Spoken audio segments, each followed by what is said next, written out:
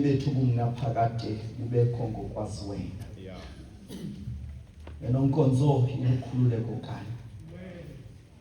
Uzosilwele thina zicaka zakho. Esidlulamleyo kuko konke ukulwa kwentshaba zethu. Size sithi siqinisile ukuthemba ekusweleni kwakho nje. Singoyiphi amandla abo basuka beyipi kuthi. Ngenxa yamandla kaYesu Kristu inkosi yethu.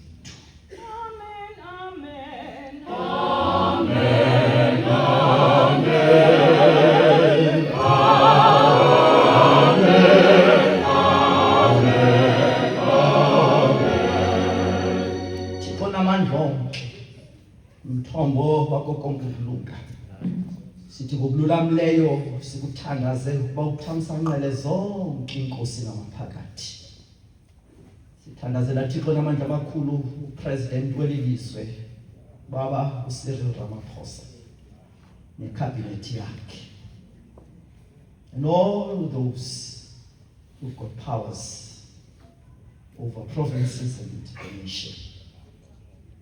Bonke abanegunya lokugqiba imicelo yelizwe. Siyathandaza Thixo. Khawukhubazalise ngomoya wakho engcwele. Batyebise ngofofelo sezulwini bahambise kuko konke okulungileyo. Uthi bangenise bukumkani bakho bungaphakade. Ngenxa yakho Yesu Kristu inkosi yethu.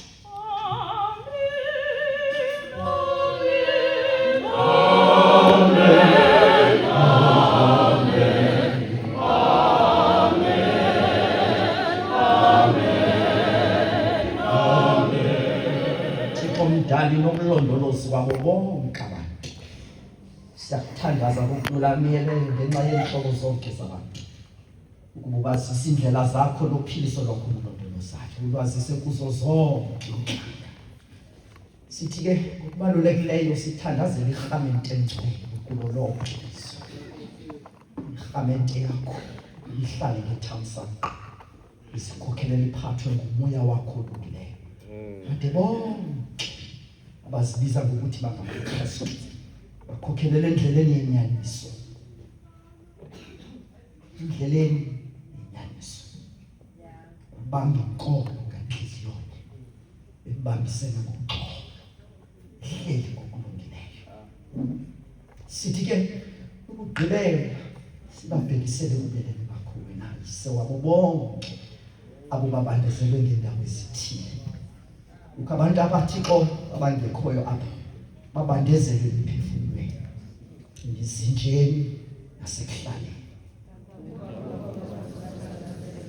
Siyathandaza Thixo ukubonwabisa abantu bakho. Basize kusweleni kwabo. Unyamezele ukuthwaleni kwabo kunzima.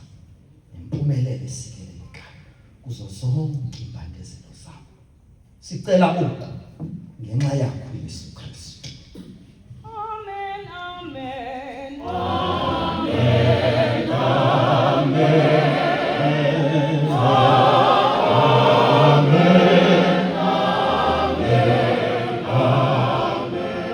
Thixo namandla onke ke othengele ixesha wasipha ufefe lokuba sithi nganhliziyo nesikuthandaze ngabantu.